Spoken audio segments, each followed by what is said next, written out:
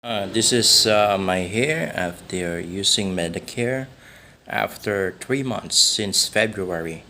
Okay? Tumubo na siya, so may pag-asa pa. So, morning and night. Today is 5 o'clock in the morning. Lalaglan ko siya ng Medicare. Third month. Yan. Pero tumutubo talaga siya. Makikita mo talaga yung result. Okay? Yan, tumutubo talaga siya.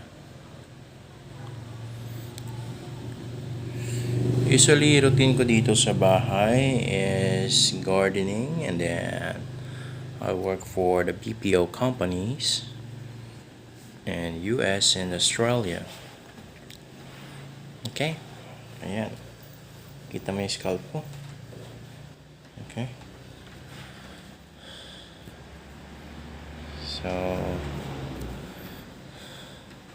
let's go. Lalabas tayo. Mag-gardening tayo.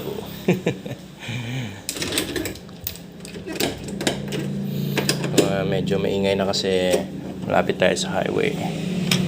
Although umulan naman. Ito yung pinagkakabalaan ko dito sa province is the gardens. Ayan. Ayan. Ayan yung mga garden ko.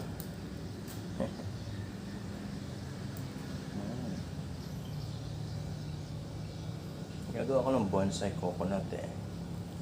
Bonsai coconut. Ayan. Tutubo na sila. So, buti na lang kagabi umulan siya. So, yan. So, yung hair ko, tutubo na. Dito mo lang tumutubo, di ba? Okay.